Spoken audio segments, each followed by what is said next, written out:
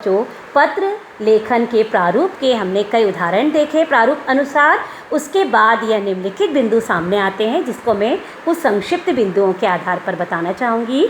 सबसे पहले सुबोधता। पत्र लिखते या लेखन करते समय अलंकारिक भाषा के प्रयोग से बचना चाहिए। बहुत भारी भरकम शब्दों का प्रयोग नहीं करना चाहिए। आपकी भाषा स्पष्ट और भावों के अनुसार होनी चाहिए। दूसरा बिंदु संक्षिप्तता। पत्र लेखन करते समय एक ही बात को बार बार दोहराना नहीं चाहिए। अनावश्यक बातों से बचना चाहिए। क्रमबद्धता। पत्र में प्रेषक जिसे आप भेज रहे हैं उसका पता, दिनांक और या भेजने वाले का पता आदि यथास्थान लिखे हुए होने चाहिए।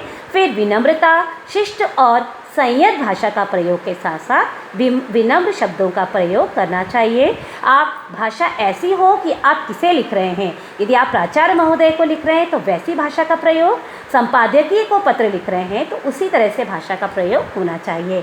फिर बच्चों बहुत ही इम्पॉर्टेंट पॉइंट प्रभावशीलता। ऐसी सुंदर लिपि में इस स्वच्छता में लिखा होना चाहिए।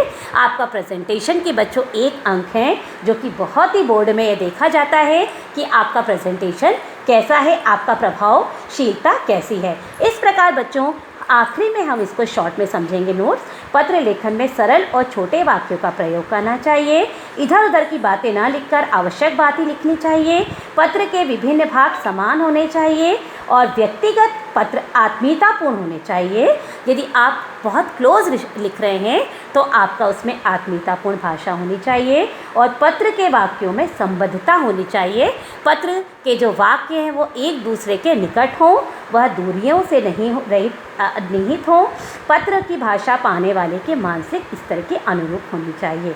इस प्रकार बच्चों हमने देखा कि पत्र के लेखन के समय विभिन्न विशेषताएं समावित हैं और स्पष्ट है कि आपकी भाषा शैली और आपकी प्रभावशीलता बहुत ही स्पष्ट हो। इस तरह आपका बच्चों आशा है आपको पत्र समझ में आया होगा और अब मैं आपको कुछ उदाहरण स्वरूप पत्र भेजूंगी जिसे आप अपनी कॉपी में नोट करेंगे। इसी के साथ थैंक यू। जय गुरुदेव। Have a nice day.